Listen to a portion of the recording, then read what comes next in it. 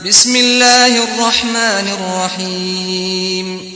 يا أيها النبي لم تحرم ما أحل الله لك تبتغي مرضات أزواجك والله غفور رحيم. قد فرض الله لكم تحلة أيمانكم والله مولاكم وهو العليم الحكيم. وإذ أسر النبي إلى بعض أزواجه حديثا فلما نبأت به وأظهره الله عليه عرف بعضه وأعرض عن بعض. فلما نبأها به قالت من أنبأك هذا؟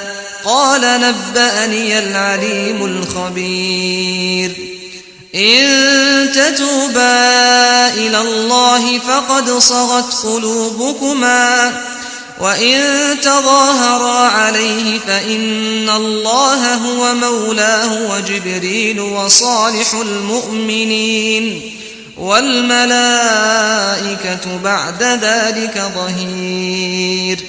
عسى ربه إن طلقكن أن يبدله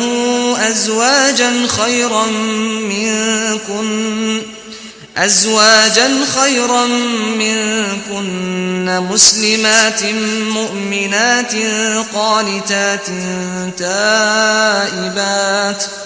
تائبات عابدات سائحات ثيبات وأبكارا.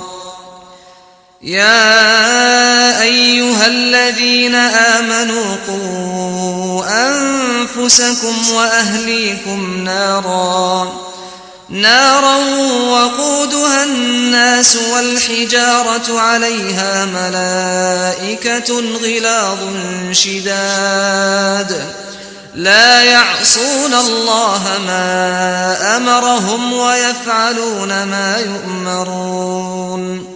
يا أيها الذين كفروا لا تعتذروا اليوم إنما تجزون ما كنتم تعملون.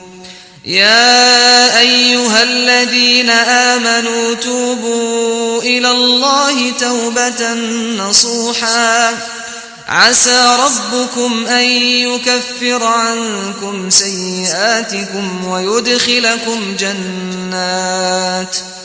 ويدخلكم جنات تجري من تحتها الأنهار يوم لا يخزي الله النبي والذين آمنوا معه نورهم يسعى بين أيديهم وبأيمانهم يقولون ربنا أتمم لنا نورنا واغفر لنا إنك على كل شيء قدير.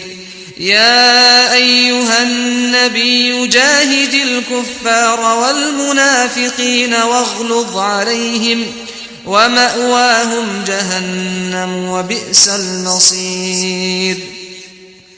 ضرب الله مثلا للذين كفروا امرأة نوح وامرأة لوط كانتا تحت عبدين من عبادنا صالحين فخانتاهما فلم يغنيا عنهما من الله شيئا وقيل ادخلا النار مع الداخلين.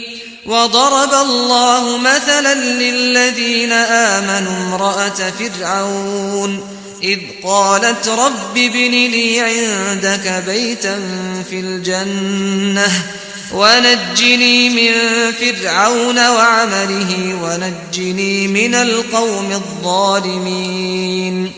ومريم ابنة عمران التي أحصنت فرجها فنفخنا فيه من روحنا وصدقت بكلمات ربها وكتبه وكانت من القانتين.